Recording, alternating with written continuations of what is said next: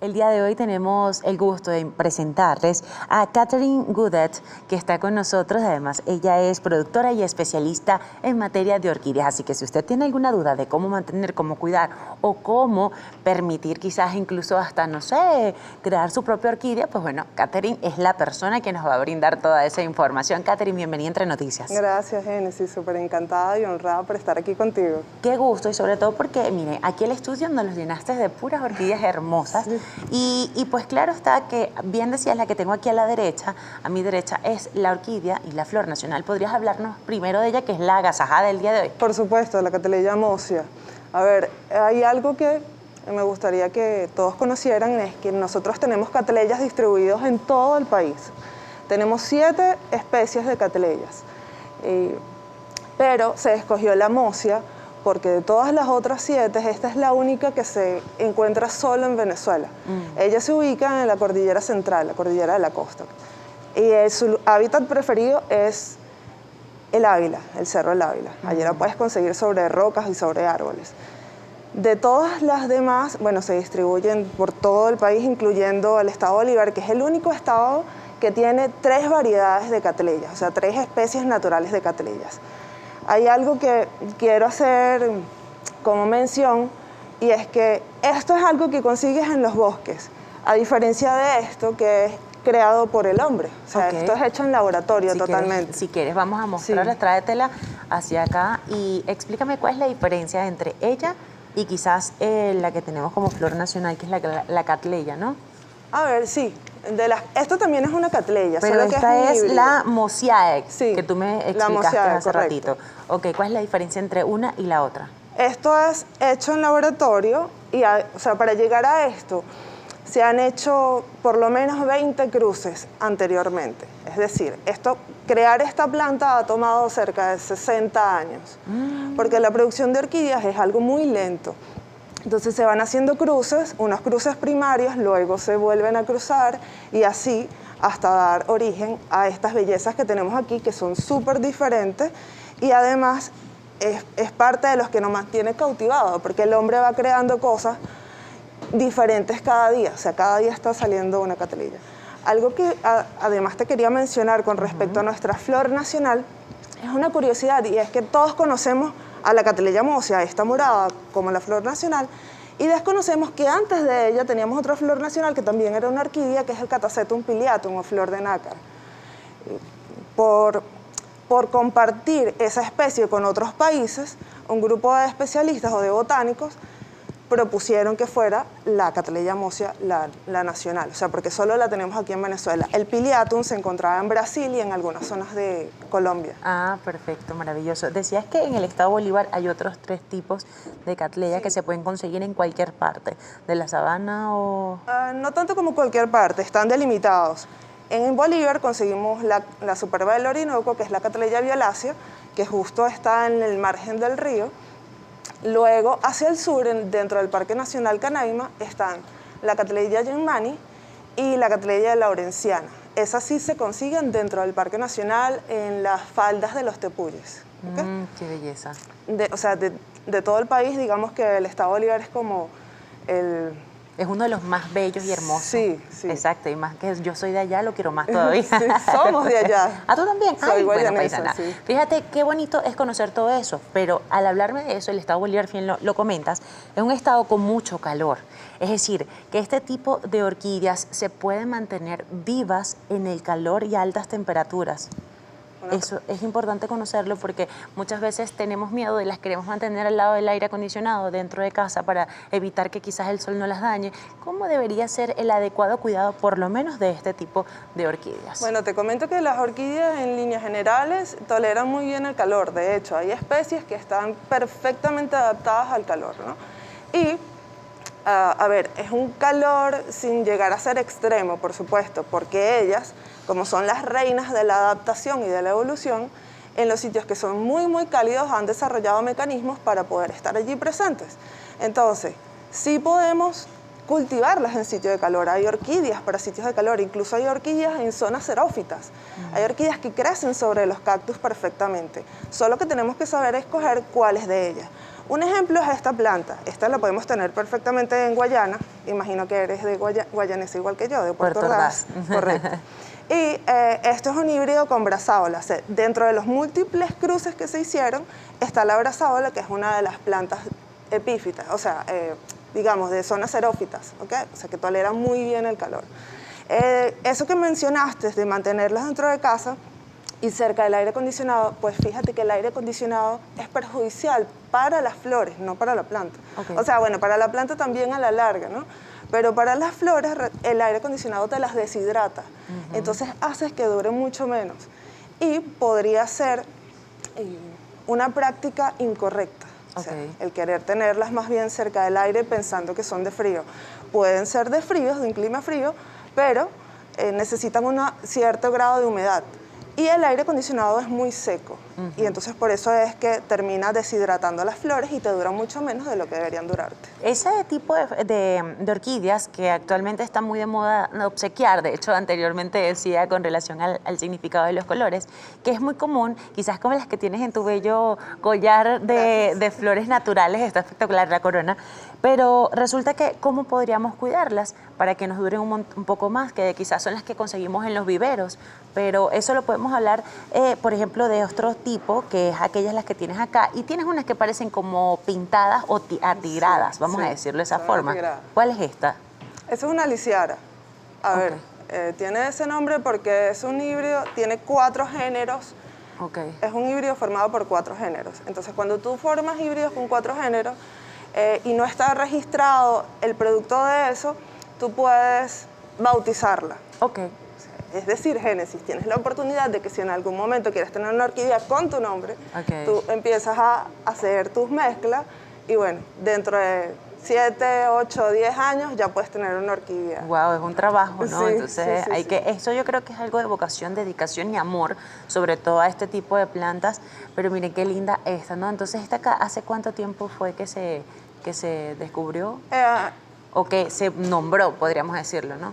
Estos son híbridos que tienen por lo menos 30 años. No sabría decirte exactamente cuándo se registró, porque el trabajo de cruces se viene haciendo desde hace 100 años, en general, no específicamente de ese género. No manejo los datos de cuándo hay registro, porque es muchísima información. Claro. O sea, con respecto a las orquídeas, una de las cosas, de lo primero que tenemos que entender es que siempre hay algo nuevo y es una industria tan grande, llamémoslo así, y es tan amplia las variedades naturales que conseguimos y se están haciendo nuevos descubrimientos cada vez, que entonces no lo sabemos todo. O sea, no hay un momento en que lo sepas todo de las orquídeas, no hay nadie que lo sepa todo de las orquídeas. Y es lo apasionante de esto, que todos los días estás aprendiendo y conociendo un poco más sobre ellas. Allá tienes unas que están hermosas, que están en el piso porque eran muy altas y se nos iba a salir de plano, les vamos a confesar, Venezuela. Y son las que son anaranjadas que tenemos allá. ¿Cuál es ese tipo de orquídea? Ese es un Odontocidium catatante. Qué bello. ¿Y esa es donde la podríamos encontrar más fácil?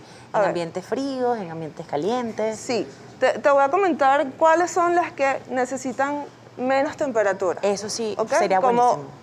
¿A qué me refiero con menos temperatura? Ciudades como Caracas, ciudades como Mérida o los Andes en general, San Antonio de los Altos. Los híbridos de Oncidináceas necesitan menos temperatura. Estas que son las velaras también, los celoyines, las aliciaras, bueno, hasta ahí. Exacto. Bueno, las Miltoniopsis que tenemos en la parte de abajo. Que son de morado intenso. Sí, esas que son rojos, como un carmesí muy fuerte. Exactamente. Todas estas entonces pueden estar perfectamente en lugares con temperaturas bajas, es decir que es más frío el clima, es un poco más fresco. Claro, te llevas esto a Puerto Ordaz y no te florece, se desarrolla la planta, digamos que crece vegetativamente, aunque a veces el calor va a generar problemas. No mutaciones. No, lo que genera es estrés en la planta. Las plantas cuando se estresan se vuelven susceptibles al ataque de plagas y enfermedades. Entonces, estas las cultivas en sitios de temperaturas bajas, o sea, por 28 grados y menos. Frescas. Sí, temperaturas como las nuestras, que a veces en diciembre nos llega hasta 12, 14 grados en algunas zonas.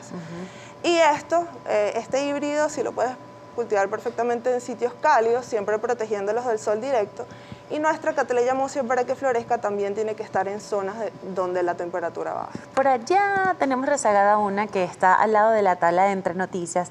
¿Cuál es ese tipo de...? Esa es la más buscada, la más comercial, la que todos quieren, la que está siempre en casa La que decorando. obsequian mucho actualmente, Sí, está muy de moda. la que consigues también en los viveros, que son Phalaenopsis. Ok, ¿y esta es en temperaturas bajas o altas? A ver, la Phalaenopsis es de temperaturas medias realmente. Se adapta. Sí, de hecho ella proviene de climas cálidos, porque ella proviene de los bosques monzónicos, ¿ok? De Asia. Algo que quiero destacar allí es que son plantas asiáticas. Esto no se consigue en ningún bosque de América. Esto es de los bosques asiáticos. Cuando me refiero a Asia, estoy hablando de Taiwán, Tailandia, Singapur, Indochina, ¿ok? Claro. Pero son las más comerciales a nivel mundial, son las que más se producen, entonces es la que también conseguimos con mayor facilidad en los viveros. Y aquí tenemos otra abajo, Sí. que es parecida, que también está muy en tendencia actualmente para esos obsequios, pero estas las cultivan acá en Venezuela, se traen las semillas afuera y las hacen acá, o simplemente se las traen ya florecidas o en A ver, botones. todas las anteriores. Ok. Puede ser una, la otra y la otra. Sí, Ok, perfecto. nosotros producimos, o sea, ya tenemos nuestras semillas, de hecho, para que salga nuestro primer lote hace falta entre 1 año y medio y 2 años, porque el proceso es largo. Producir una orquídea toma al menos 4 años, o sea, para que la veas florecer la primera vez y la puedas comercializar. Entonces, estas plantas se traen bebés o en algunos casos se traen en flor, depende de la demanda que haya. Pero sí existen todas las opciones. Nosotros cultivamos aquí, lo que pasa es que estos son meristemos, son clones, como la oveja Dolly. Ok, ¿y qué significa eso? Bueno, ok, ¿qué significa eso? ¿A qué me refiero con clones? Cuando tienes un híbrido con características excepcionales, es decir, tú hiciste una mezcla, como cuando papá y mamá se casan, que sale un hijo, pero te sale un hijo que es digamos, una hija, que es una super mija espectacular y tú quieres una copia exacta a esa chica. Bueno, la clonas. Ok. Entonces, cuando hablamos de clones o meristemos, significa lo mismo, estamos hablando de copias exactas, réplicas idénticas unas de otras. Y cuando hablamos de híbridos, es la mezcla. Okay. Entonces, tú puedes tener, así como los hijos, puedes tener de la misma unión, digamos, muchas semillas y tú haces florecer todas esas semillas y aunque sean hermanos, no van a ser idénticos. Totalmente. Van a tener características similares, pero no idénticos. Perfecto. Esa es la diferencia. ¿Y esta es para estar en temperaturas altas o bajas? Ella, como te dije, de temperaturas medias. Igualmente que aquella. Sí, lo que no tolera es sol directo, jamás. Ah, perfecto. Siempre Bueno, eso es mucho luz. importante destacarlo. Ahora tienes un proceso también de educación para todas aquellas personas que quieran aprender a lo que es cultivar, cosechar y disfrutar de este maravilloso mundo de las orquídeas, que es muy bonito. Y además incluso hay exposiciones espectaculares. Por ejemplo, en el Estado Bolívar recuerdo que se hacían bellísimas, sobre todo en donde estaba la represa y En las el hidroeléctricas, ecomuseo. el ecomuseo. Sí. Entonces, ¿cómo se está manejando eso en la actualidad y sobre todo en pandemia? Ok. Desde que comenzó la pandemia, las exposiciones están suspendidas. Okay. Ni siquiera hemos hablado de retomarlas o de alguna fecha probable, no. Están totalmente descartadas por el momento. Sin embargo, nosotros sí seguimos en nuestra labor de educar, porque más allá de producir y comercializar las orquídeas, nos enfocamos muchísimo en educar. Incluso, nosotros dictamos cursos, dictamos tanto los grupales como los personalizados. Y nos ideamos esa modalidad de personalizado para que si no quieres exponerte frente a un grupo, correr algún riesgo de bioseguridad, pues vamos a tu casa y tomamos todas las medidas y lo dictamos allí. Tiene el mismo contenido. A ver, el tema de las exposiciones, esperemos que si todo esto se normaliza para final de año, ya podamos retomar agendas. Okay. Perfecto. Y por ejemplo, tú decías en algún momento que esta planta se daba en mayo, ya no se está dando tanto en mayo, pero por ejemplo a nivel de historia, por eso se le decía la flor de mayo, porque se utilizaba en aquellos años, 1900 tanto, para la Cruz de Mayo. Correcto. Ahora, ¿cómo se está manejando eso a nivel de historia? Porque decías que ya no, ya se está dando un poco antes. A ver, no es algo general. Este año floreció antes de tiempo, o sea, o floreció entre los meses de marzo y abril. Ok. Y ya ahorita en mayo está pasando la floración. Lo que pasa es que todas las alteraciones climáticas las afectan las orquídeas, porque ellas tienen sensores que, por supuesto, cuando perciben los cambios bruscos de temperatura, se le activan mecanismos que a su vez desencadenan la floración. Entonces, esta temporada de sequía fue inusualmente fría, fue inusualmente lluviosa, y bueno, eso de alguna u otra forma afectó a que la floración no se diera en mayo, aun cuando esta es la flor de mayo. ¿Okay? Perfecto, bueno, buenísimo. Catherine Goudet, quien está con nosotros el día de hoy brindándonos toda esta información, además de conocer los tipos de orquídeas que ella hoy nos vino a mostrar acá en el estudio de Entre Noticias. @orquídeas de Venezuela. ¿Qué le puedes decir a las personas para que se anoten y para que puedan conocer este maravilloso mundo? A ver, por supuesto que los invito, además de que nos sigan, porque nuestras redes sociales, con todo el cariño y sin ningún egoísmo, damos todo el contenido necesario para que lo cuides en casa. Si estás mucho más interesado en nuestros cursos, bueno, de hecho, ni siquiera, además de que en los cursos te damos toda la preparación para que salgas cuidando tu orquídea sin ningún problema, también nosotros brindamos asesoría, ¿ok? Es decir, si tienes algún problema, que me comentabas al principio, que en casa tenías una orquídea que te habían regalado y no sabías cómo cuidarla, oye, ese es uno de nuestros objetivos que me faltó ahorita completar. Nosotros, más allá de cultivar y producirlos, nos enfocamos en educar y en enseñar. Así que todos aquellos que quieran realmente conocer sus orquídeas, la hayan comprado, donde la hayan comprado, la hayan adquirido o la hayan recibido de regalo, estamos a la orden para ayudarlos, porque una orquídea vale muchísimo. O sea, no sé, es ese contacto con la naturaleza, es esa belleza sublime y de ningún modo debe morir. O sea, es algo que hay que honrar, que cuidar y que amar desde el corazón. Hoy en el Día Nacional de la Orquídea, Hernán Ferrer, ingeniero agrónomo y además doctor en matas. @doctor en matas, bienvenido a Entre Noticias. Gracias, Genesis, muchas gracias. Qué gusto. Bien, me decías anteriormente de que doctor en matas también es porque tienes un doctorado y especialidades, Sí, ¿no? sí, yo estudié ingeniería agronómica en la Universidad de Oriente y luego hice un doctorado en botánica en la Universidad Central. Ay, buenísimo. Ahora, conocer de esto tan bonito, aquí tienes el libro rojo. ¿Qué significa este libro y qué nosotros Mira, debemos conocer con este libro que tienes por acá como herramienta, ¿no? Como científico y como especialista, durante 9 años trabajé en el Jardín Botánico de Caracas.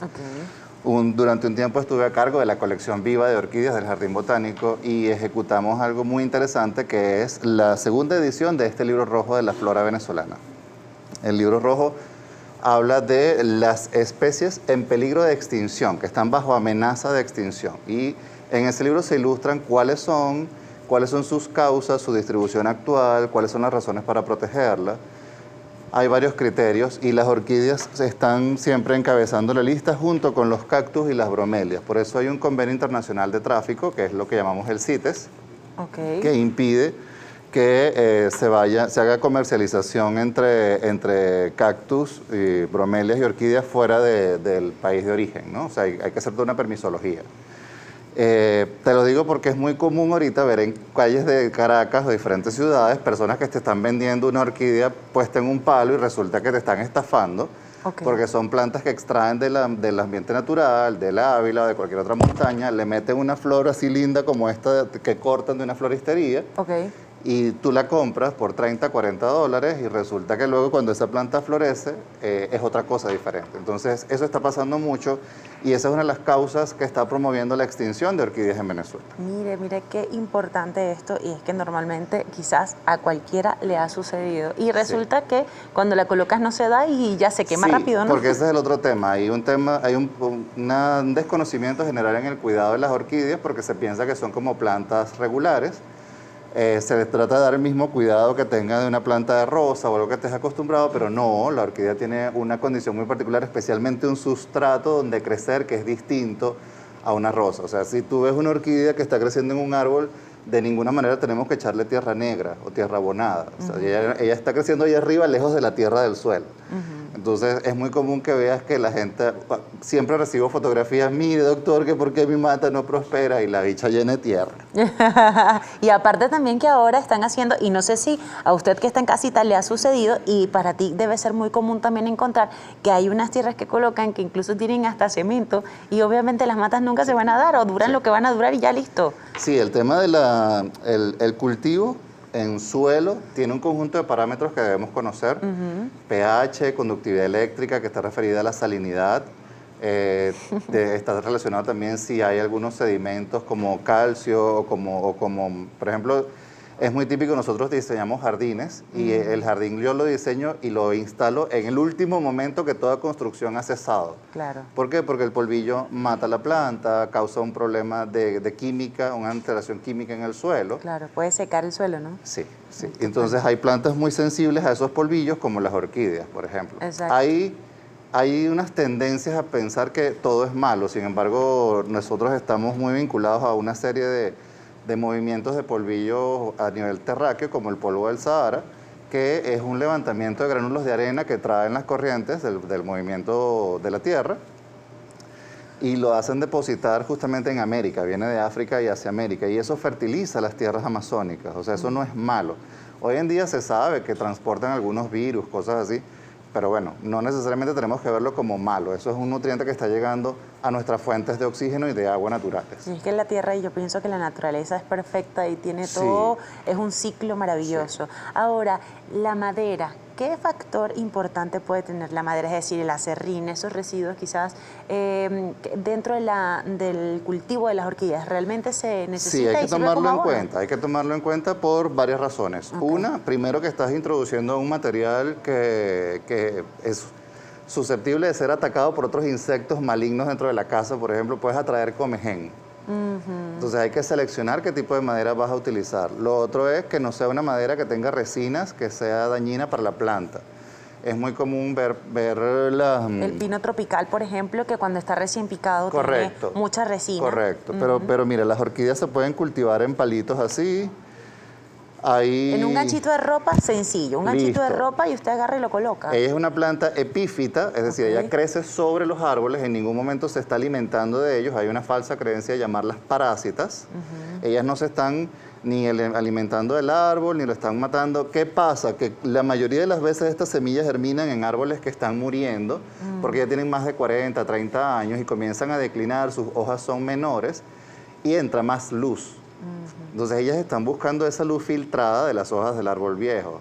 Entonces hay mucha gente que cultiva orquídeas bajo grandes mangos, pero los mangos jóvenes son muy densos de follaje y no dejan entrar luz. Entonces, oye, es mejor utilizar una poda a un mango para que entre luz, o un mango viejo, se dan mucho más cómodo. Las orquídeas, qué maravilloso. Las orquídeas, ¿no? Por ejemplo, son en totumo. Ok.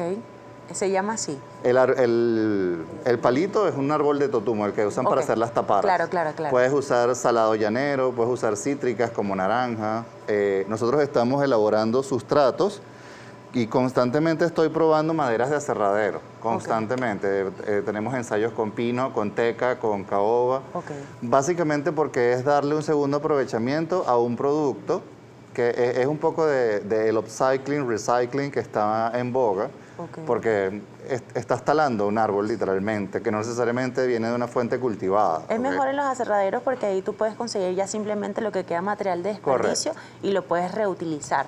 Que lo más importante es que nosotros tenemos que buscarle provecho a todo este tipo de residuos que quedan. ¿Para qué? Para reciclar. Y hoy en día también tenemos instalaciones, hacemos instalaciones de este tipo de plantas sobre material inerte. O sea, nosotros tenemos unos tutores que son completamente de plástico reciclado. Se han visto mucho por ahí. Y resulta que son fantásticos. ¿Qué necesitas controlar? La nutrición y el agua. En los jardines verticales que están ahora muy en tendencia también en boga, se dan muy bien súper bien, las orquídeas. Las orquídeas y las bromelias se adaptan bastante bien. Nosotros realizamos algunas adaptaciones, modificaciones para que ellas estén en su ambiente natural y tengan sus condiciones y quedan fantásticos. De esa forma, también reducimos el impacto de un producto muy particular que se usa y se ha usado tradicionalmente en las orquídeas, que es la raíz del lecho. La raíz del lecho viene a ser un producto similar al coco, es esto que comúnmente tú lo ves acá, ¿ves? exactamente. Este raíz de helecho es el sistema radical de un helecho arborescente. Es una planta que toma 70, 100 años en crecer. Entonces luego viene alguien y lo corta. Es muy fácil ver esto en viveros. Esto está regulado y está vedado, ¿ok? Hay un control de este tipo de producto y nosotros estamos buscando alternativas para evitar este tipo de materiales en nuestro cultivo. ¿Por qué? Porque justamente ellos son protectores de cuencas, crecen en lugares donde hay mucha lluvia, mucha condensación de agua, donde hay ríos, entonces vale la pena proteger a estos individuos completamente. Ahora, estamos hablando de la tierra, ¿qué es lo que se requiere para que quizás, cuáles esos materiales? Porque bien hablabas ahora que utilizaste caoba, pino tropical y la teca. Sí. ¿Con cuál de estas es mejor? Porque hay que tener mucho cuidado con esos animalitos, bien que decías al principio. Sí, nosotros hacemos un procedimiento de desinfección, básicamente no solo para eliminar los animalitos, sino también los hongos que pueden causar problemas en las orquídeas. Las orquídeas suelen ser sensibles a algunos hongos que causan enfermedades y eliminan completamente sus raíces. Si la planta no tiene raíces, no tiene cómo absorber agua y se seca. Exacto. Cuando ves una planta que está completamente marchita en el matero, muchas veces me llegan fotografías, mire que mi planta está como dormida, es que no tiene nada de raíces, se pudrió por bacterias o por hongos. Entonces hacemos un tratamiento para eliminar cualquier otro hongo que esté causando esas enfermedades. Hemos utilizado con éxito la corteza de pino, el corcho, anime. El anime lo dejamos de utilizar para las fórmulas comerciales porque a la gente no le agrada el tema de ver el pedazo de anime. Pero mira, inclusive hemos estado utilizando lo que sale de la secadora. ¿Qué nota?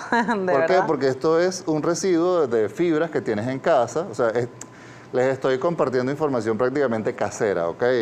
Y esto simplemente retiene humedad. ¿Qué es lo que no puedes hacer? Usar todo en exceso. Claro. Hay una proporción que hay que estudiar dependiendo del tipo de planta. Y también el matero que tengas o el sitio donde lo tengas. Sí, ¿no? Muchos cultivadores también usan un producto que se llama Musgo Sphagnum, pero él no se da comúnmente en Venezuela. Es un producto importado. Entonces, que esa es otra de las cosas con las que me enfrento día a día. Siempre me escriben, mire, usted no ha visto la planta tal cual. Y yo, eso es una planta europea, aquí no la vamos a encontrar. Claro. Entonces, porque sana cualquier cosa. Ahorita con la pandemia no sabes la cantidad de preguntas sobre plantas que curan COVID que he tenido que responder. Ah, bueno, sí. Ahora vamos a estar también leyendo algunos comentarios que tenemos en el post. Sin embargo, también dentro de lo que me estás diciendo, que se utiliza para el cultivar las orquídeas, a veces nosotros nos da temor cuando vemos quizás una larva o no nos gusta verlo realmente. Entonces, ¿es bueno o es malo este tipo de animalitos? Algunas pueden ser buenas. O sea, hay plagas. Nosotros tenemos en nuestro Instagram una serie de plagas y enfermedades en cultivo donde hablamos de cuáles son esas plagas que son, o esos insectos y arácnidos que son positivos, funcionan, son beneficiosos.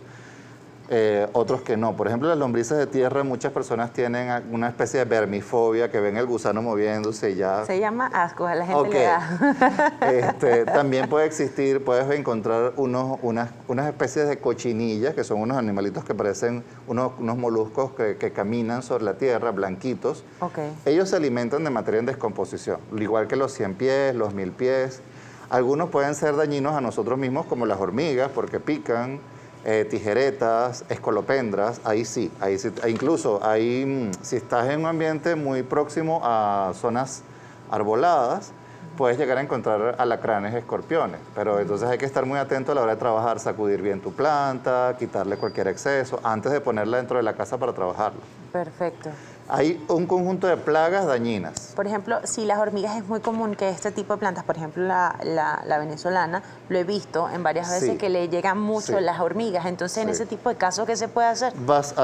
Hay dos razones elementales para que eso ocurra. Uno, cuando están emergiendo las flores, la flor tiene unos puntos donde exuda néctar, ¿ok? Y eso atrae las hormigas. Otro es cuando los brotes están comenzando a crecer, son muy tiernos. Las hormigas, aunque tú no lo creas, son ganaderas, porque hay otros insectos llamados pulgones y cochinillas que ellas van distribuyendo porque ellos le dan como una especie de miel. Entonces hay una actividad recíproca en que forrajean a estos animalitos y se aprovechan de la miel que exudan. La mejor manera, lo que nosotros hemos llegado a tener éxito es con un producto que estamos fabricando nosotros, que es repelente e insecticida a base de aceite de neem, y otro que son extractos vegetales. Simplemente lo colocas en una rociadora, el Naturkill Plus y el Neem Plus, son productos nuestros. Lo colocas en una rociadora, rocías las partes de la planta y además tiene un efecto fungistático. O sea, si hay un hongo, evita que germine. Fíjate que por aquí tenemos algunos comentarios de una señora que nos escribió a través de las redes sociales y dice que a las vacas mayas acá en Caracas le gustan mucho las orquídeas, que se le comieron sus hojas. Sí puede ser, y de hecho a mí me han comido muchas bromelias, igual que las ardillas, básicamente porque hay agua. Ok. Son hojas que pueden ser muy rígidas, son hojas que pueden ser suculentas y ella no va a bajar a una fuente de agua a beber en una ciudad. Claro. Obviamente se va a sentir muy amenazada. Entonces se come las hojas de la suculenta, se come las hojas gruesas de las orquídeas para hidratarse. Ok. Igualmente pueden comerse los frisos de los edificios porque se alimentan de algunos frutos ácidos y de esa forma contrarrestan, neutralizan la acidez estomacal raspando algunos frisos y se comen en la cal del friso de los edificios. Mira, el que nos... Bueno, Gracias. nos hablabas anteriormente un poco en relación a cómo pueden ser quizás el tipo de tierra que podemos utilizar, cuáles son esos pequeños animalitos, cuáles son los buenos y cuáles son los malos. Ahora bien, tenemos también algunas dudas a través de nuestro Instagram, @entrenoticiasgb, y por acá me voy a tomar el atrevimiento de Arcángel6397. Buenos días, estoy viendo el programa de las orquídeas. ¿Cómo se puede sacar un hijo de una orquídea para plantarla en otro lado? Ok, eso es básicamente como explicaban anteriormente también la obtención de clones. ¿Okay? Vamos a hacer una pequeña demostración. Fíjate esta planta. Okay, esto es un híbrido comercial hermosísimo. A mí me gusta porque es súper práctico. Es un Maikai Mayumi. Es un híbrido entre dos especies, bigenérico. Generalmente uno lo que hace es que determina dónde está el frente de la planta, que es esta parte donde va creciendo el nuevo brote. ¿Okay? Digamos que esto entonces se denomina el frente y esto el atrás, o el front y el back. Entonces uno lo que hace es que tú puedes sacar la plantica. Sin tanto miedo. ¿O con cuidado? Con cuidadito, porque siempre va a tener algunas raíces por allí adheridas e incluso nosotros le colocamos ganchos, ¿ok? Lo importante es evitar partir los brotecitos. Ok. Vamos a tomar auxilio aquí con una palita. Ok. Y ahí lo vamos sacando con cuidado. No es necesario mojar la tierra antes de sacarlo, preferiblemente no, al contrario, que esté seca. Mi consejo es que preferiblemente esté seca por manipular y evitar cualquier encharcamiento. Ok, fíjate, eso es importante. Estamos hablando del agua y sobre todo mientras vas ahí haciendo eso, me gustaría conocer cada cuánto se debería regar o colocarle su agüita a nuestras orquídeas. Es por muy ejemplo. variable, va a depender de dos cosas elementalmente, de cómo está el clima adentro de la maceta y cómo está la humedad dentro de la maceta y cómo está la humedad fuera de la maceta, es decir, la ambiental. Okay. Casi siempre me preguntan qué es mejor utilizar, materos de barro o materos de plástico. Y eso depende de tu ubicación, porque si estás en una zona fría donde llueve mucho, es preferible usar materos de barro que exuden el excedente de agua. Okay. Mientras que si estás en una zona cálida, necesitas preservar agua, preservar humedad. Okay. Y yo recomiendo en ese caso los materos plásticos. Fíjate, vamos a ver cómo están las raíces. Mira, esto es todo lo que sacamos. Cuando queremos dividir la planta, generalmente podemos hacerlo por la mitad. Yo siempre recomiendo que tengas... Como si fuera cabello. Como si fuese cabello, sí. Lo importante es identificar algo que se llama el rizoma. ¿Y cómo es eso? El rizoma es esta parte que es como una raíz, es un tallo que crece horizontal por el cual emergen todos los brotes. Y lo ideal es que tú cuentes desde el rizoma 3 o 4 hojas o tallos o bulbos, pseudobulbos. Así es como se le llama a esta estructura que reserva agua y nutrientes en algunas orquídeas. No todas lo tienen. Cuando tú cuentas 3 o 4, ya puedes hacer un corte en el rizoma, separas y siembras tu planta. No recomiendo cortar 1 o 2. Es bastante difícil. Tiene que ser una planta de muy buena genética y darle unas buenas condiciones de cultivo para que puedas activar las yemas que producen otros hijos. No tiene como suficiente fuerza si cortas menos de 3. Esta es la mejor recomendación que puedes tener si quieres intercambiar plantas en tu casa. Si tienes muchas plantas y quieres intercambiar con otros panas, mira, sabes cómo vas a cortar el hijo, toma el tuyo y yo dame el mío. Oye, tenga mucho cuidado, porque entonces por regalar no vaya a ser que se quede sin mata.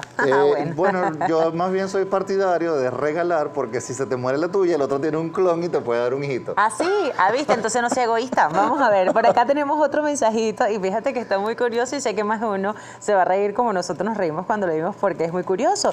María Luisa, mira, ahí está cortando el hijo, ahí estás cortando el No, hijo. aquí estoy cortando las raíces para despejar el rizoma. Ah, y sin miedo, así, cortamos las raíces. Yo corto así la parte que ya está vieja, ¿ok? Ok. Las raíces nuevas son estas que están acá, que tienen puntas verdes. Que están al lado del rizoma. Están creciendo, en este caso estaban creciendo fuera del matero porque ya se quedó sin matero. Esta es una condición sine qua non para repotear una planta. Hay dos procesos elementales con las orquídeas o con cualquier planta. El trasplante, que es el proceso de llevar la planta a suelo definitivo, y el repoteo, que es cuando tú cambias la planta a un matero nuevo con sustrato limpio. Ok. En el caso de las orquídeas, que las tenemos en maceta, hacemos un repoteo. Ok, perfecto. Fíjate, aquí está María Luisa Colaro. Buenos días. Felicito la iniciativa del programa de hoy para exaltar esa belleza de la flor de la orquídea, especialmente la nuestra. Aprovecho la ocasión para ver el programa y sobre todo quisiera saber qué significa que una planta está estresada. ¿Qué significa esto? Yo tengo varias orquídeas en la casa, algunas con más de 50 años, pero a veces las más jóvenes aún no han dado flores. ¿Por qué será? La estresada a veces soy yo. Gracias y un fuerte abrazo a todo el equipo también. Muy curioso y muy divertido ese comentario. Sin embargo, ¿qué significa que una planta esté estresada? Bien nos los comentaba anteriormente Catherine. Básicamente una planta que está estresada es aquella que tiene condiciones de cultivo que son ajenas a la normalidad de su forma de ser, de su forma de crecer. Soy de frío, estoy en calor. Soy de frío, estoy de calor, o soy de sequía y estoy llevando mucha agua, o el matero donde me sembraste está muy pequeño, o el sustrato que me pusiste se está pudriendo. Esa es una condición que hay que tomar en cuenta. Las orquídeas debes repotearla por lo menos cada 2 o 3 años, porque ese sustrato comienza a acidificarse, huele a tierra mojada. Okay. Ya eso es una condición que a la orquídea no le gusta y necesita entonces cambiarla. ¿Cómo redunda en eso? En 2 condiciones. O no florece, o ocurre el canto del cisne, que es que florece toda y después se muere. Okay. Entonces hay que cuidar muy bien el tema del trasplante y repoteo. Hay personas que me dicen, mira, no, esa planta tiene 50 años, ahí yo no la he repoteado. Ok, pero es un tronco donde ella va subiendo, subiendo, subiendo y encuentra un sustrato nuevo que no está acidificado, que no está podrido, y ahí se va adhiriendo. Y entonces sí se puede Sí. utilizar. Ahí ya hiciste la división, Aquí está ¿no? la división ya completa. En este caso es una planta grande, ¿ok? Y como también es pequeña, no logramos mostrar muy bien el conteo de bulbos. Ok. Pero ya esto es una porción que puedes sembrar sin ningún problema. Y tenemos aquí los materitos chipilines. Cuando estos materitos chipilines son fantásticos, de ¿Sí? verdad que sí, a mí me encantan porque además, bueno, mi sobrino juega Lego con ellos cuando está con los cactus, las suculentas, eso es fantástico. El otro paso es que cuando tienes este tipo de plantas, hay que saber elegir cuál es el sustrato a nivel del calibre. Ok. Porque ese calibre lo que te va a asegurar es que retenga más humedad o menos humedad por más tiempo. Okay. ¿Por qué la flor nacional de la orquídea?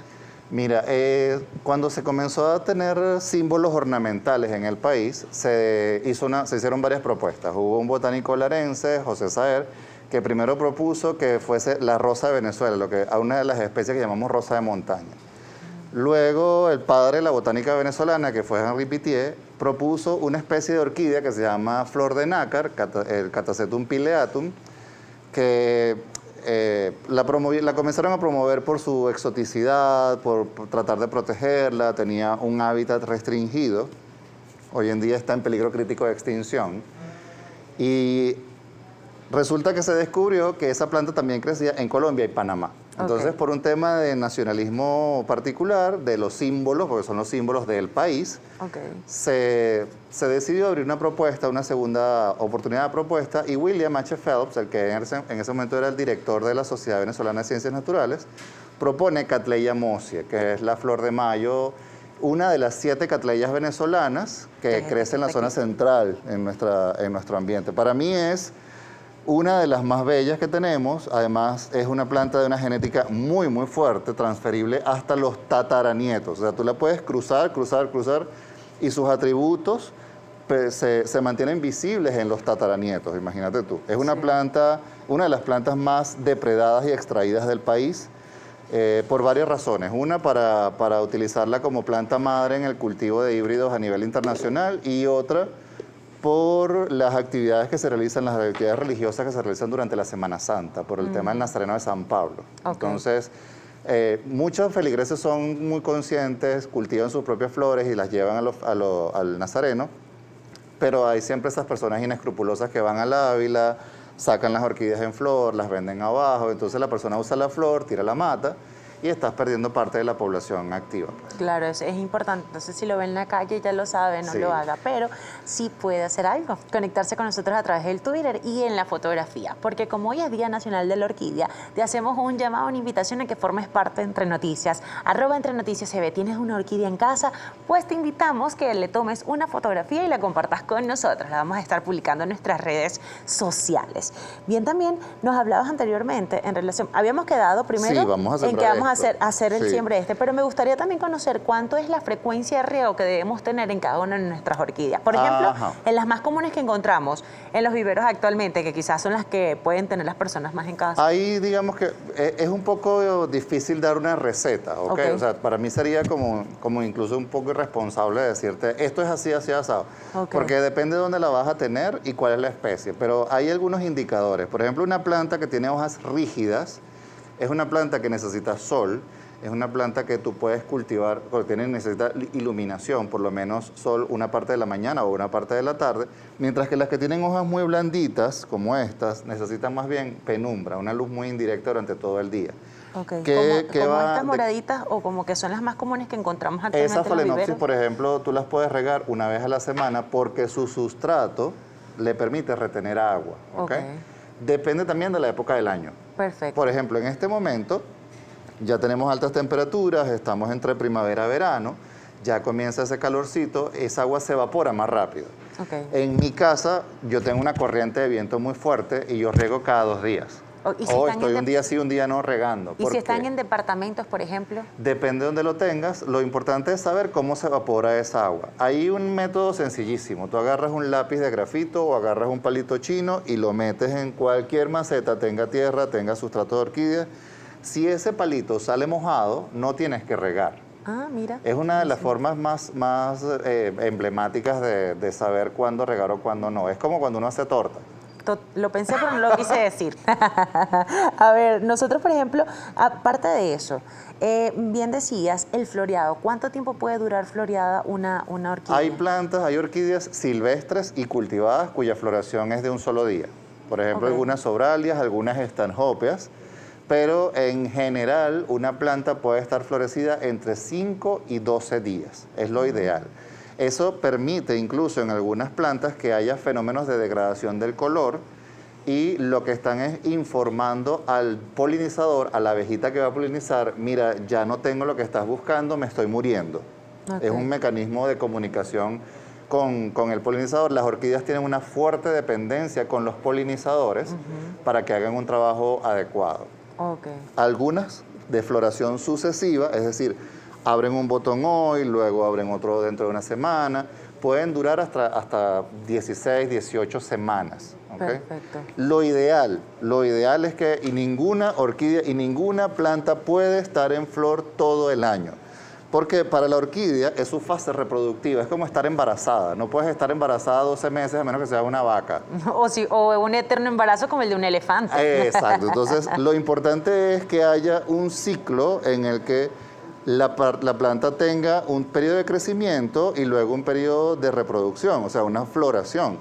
Y hay que dar esa alternancia. Una de las preguntas y de los miedos más comunes en la gente es, ¿qué pasa después que se caen las flores? ¿Qué hago? ¿Cortar la vara? Más nada. No, porque es que salen flores, sí, pero estás generando un embarazo sempiterno en la planta, porque la planta está en una fase fisiológica donde necesita reproducirse. Ok. Debes cortarlo para que cambie a la fase donde debe producir hojas y continuar viviendo.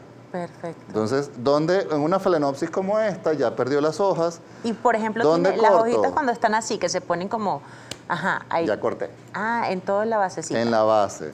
Perfecto. Y por ejemplo, esa matita, fíjate, tiene ahí casualmente como uno, no sé, una sequedad, unos Sí, honguitos. esto fue un ataque de babosas. Ok. Las babosas, siete cueros, comúnmente atacan y rompen de esta manera el tejido vegetal. Acá también hubo una afectación de un hongo que mató el cogollito y fíjate que están haciendo el hijito por un lado de la planta. Ajá. Este es un indicador también muy común de que la planta necesita cambiarse de sustrato. Todas las raíces comienzan a salirse del sustrato. ¿Por qué? Porque hay mucha acidez adentro. Necesito otro material. Ok.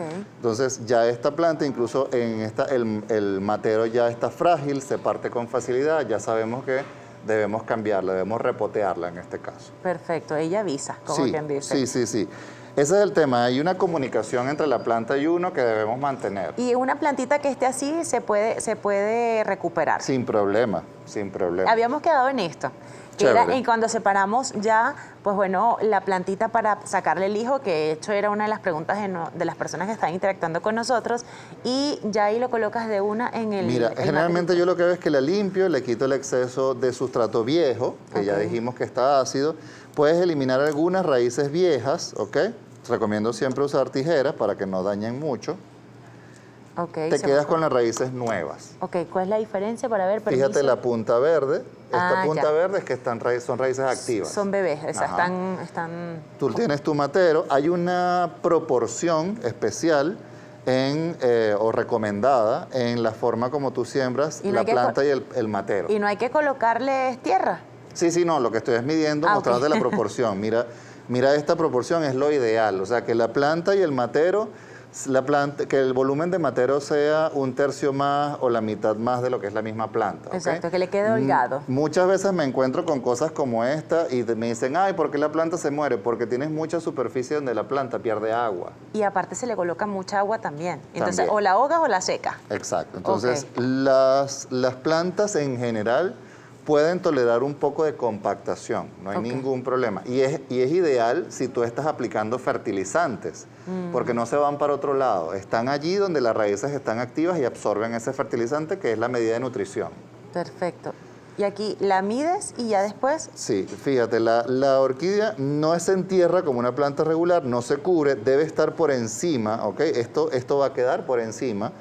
Ya tú haces una especie de presentación y vas colocando material que sirve de drenaje. Tenemos aquí arcilla expandida, lo que comúnmente llaman alibén. Tenemos también carbón de parrilla cortado. Decías que el carbón de parrilla se puede utilizar y queda genial. Lo ideal es que no tenga iniciador. Sabes que hay unos que tienen como un combustible que nada más que le echas el fósforo. Claro, el instantáneo. Exacto, ese Ok. no.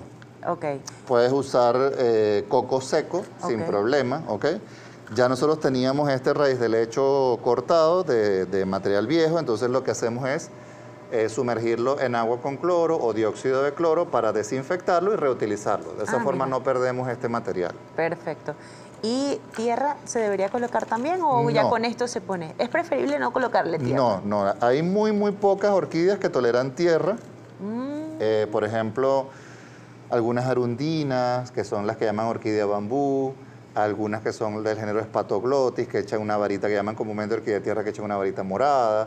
Pero la mayoría de las veces lo ideal es agregar otros componentes. Incluso en esta época del año nosotros recogemos muchas hojas secas, las compactamos y las usamos para sembrar. Porque mira. si te das cuenta, la planta crece encima protegida con la cantidad de hojas secas, nada más. Esto es como, por ejemplo, lo que queda del aire acondicionado cuando lo instalan. Que son como sí. O el transporte, las encomiendas. las encomiendas. Lo puedes Ok. utilizar sin ningún problema. También qué cool. Y por ejemplo, bien nos estás comentando que lo que nos queda de cuando lavamos en la secadora, eso Sí. también se puede utilizar, ¿no? Sí, este producto ayuda, claro, no es que vas a usar todo lo que tienes para rodear la mata, ¿no? Pero puedes usar un poco para colocarlo en la base. Te voy a ¿ok? hacer una pregunta fundamental. Se ha Sí. dicho hace un tiempo que es muy bueno utilizar el café como parte fertilizante. En esto no funciona. En ninguna.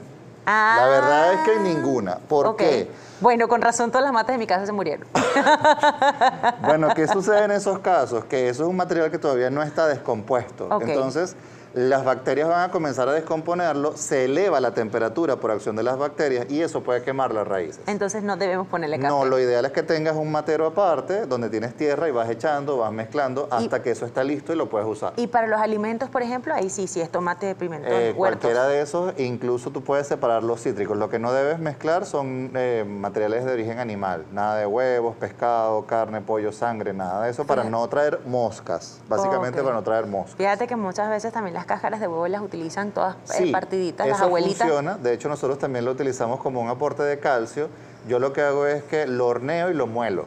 Porque al hacerlo polvillo es más fácil que libere el calcio disponible para la planta. O lo lavas y lo secas, ¿no? También. Sí. Okay. Y lo otro es que si lo comprimes con la mano, entonces siempre quedan puntas filosas que te puedes cortar mientras estás manipulando. Yo lo ideal, generalmente lo que hago es que lo muelo. Lo meto en la licuadora calientico del horno, lo vuelvo polvillo y voy agregando no más de una cucharada por cada kilo de tierra o por cada kilo de sustrato.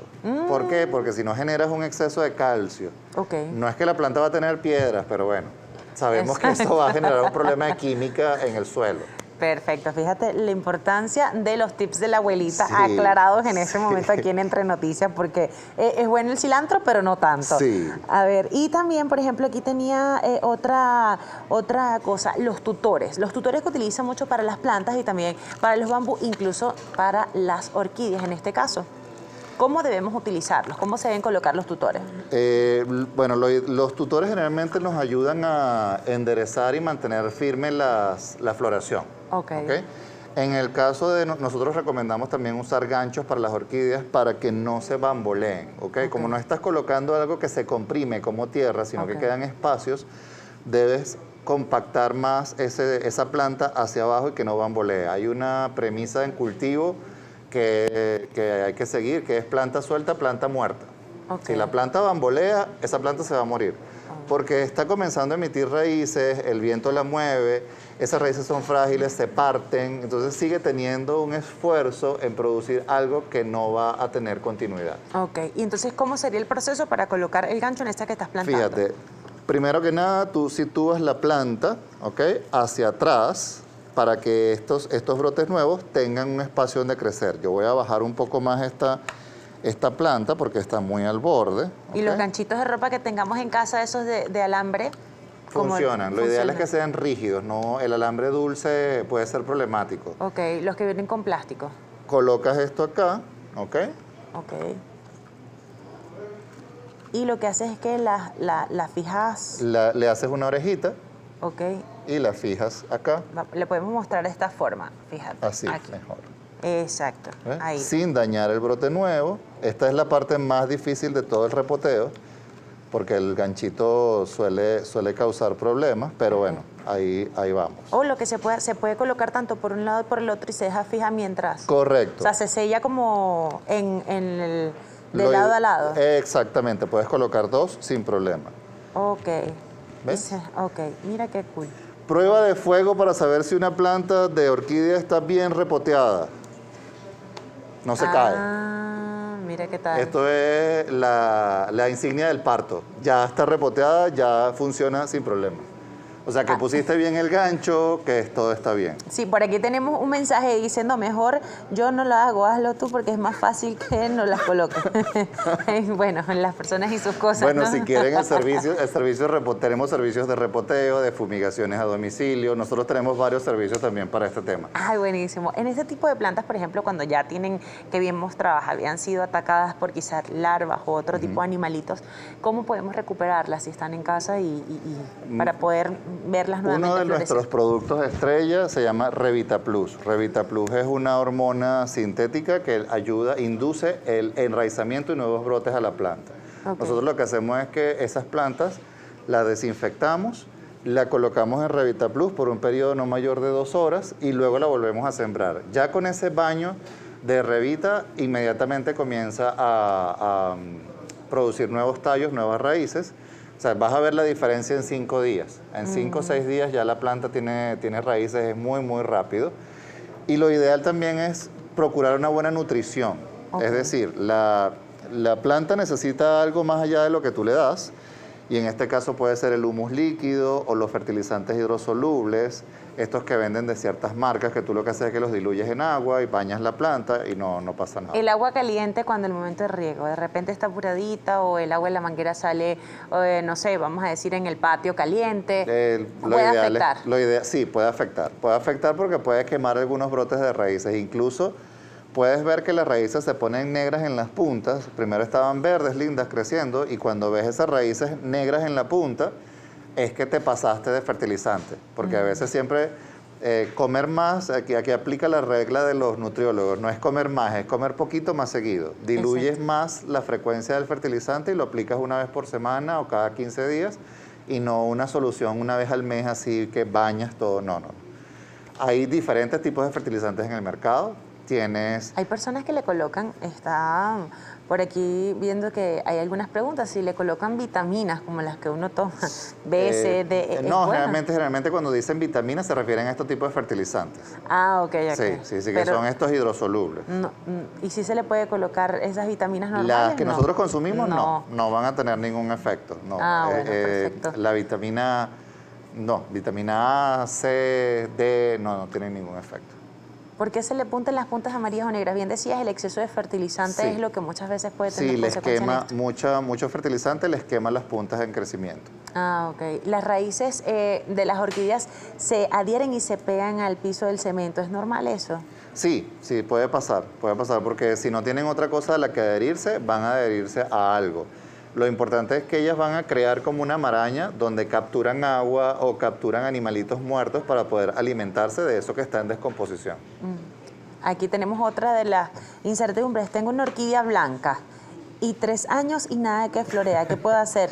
Paciencia y más paciencia. Porque primero los materiales albinos, los materiales blancos, suelen ser más lentos, incluso los variegados. Estas plantas que tú ves verde con blanco, verde con amarillo, no hay una demostración total de que la planta tiene menos clorofila, o sea, menos de esa maquinaria que produce alimento, pero sí se sabe que son más lentos. Entonces su crecimiento es particular.